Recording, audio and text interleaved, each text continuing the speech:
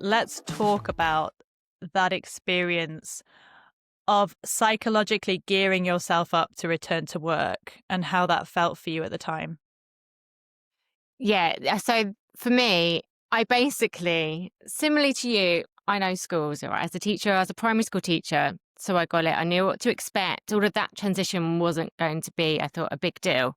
What I didn't anticipate was basically the identity crisis that happened when I came up to these school gates. So when my eldest started school, or even the run up to him starting school, I was thinking, well, what do I say at the school gates? Because people would ask me, well, what do you do? And that made me just sort of feel like, well, what do I do?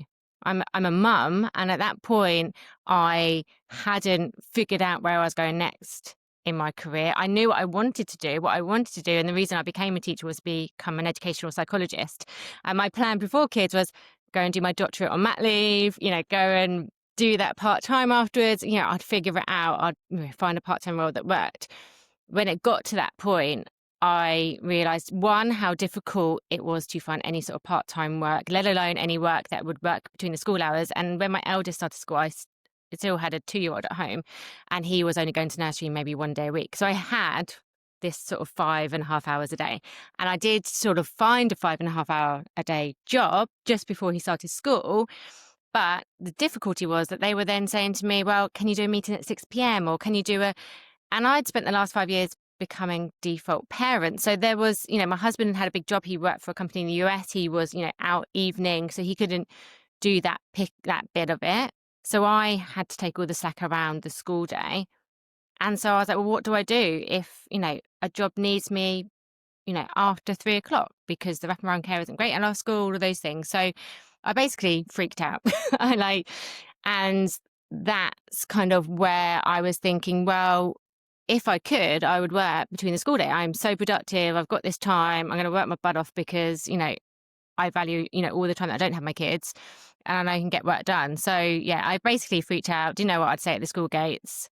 And so that led me to thinking, well, I also know all the other stuff that you end up doing as either default parent or just as a parent, or that invisible load, all of that stuff that I had just taken on and hadn't really realized it.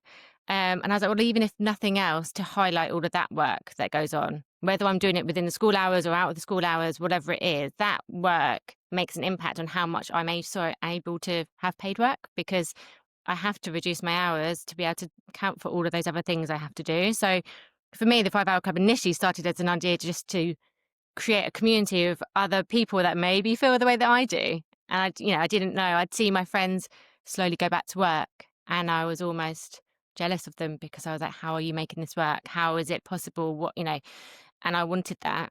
I was ready for that, but there just wasn't any options. So it was just this feeling of feeling really stuck, and that I didn't have any other choice other than to either keep not working or to do something about it. It wasn't to say that I was going to, change this, but it was like, what can I do to acknowledge and raise a profile of maybe other people that feel like I do, which was basically that I had no other choice.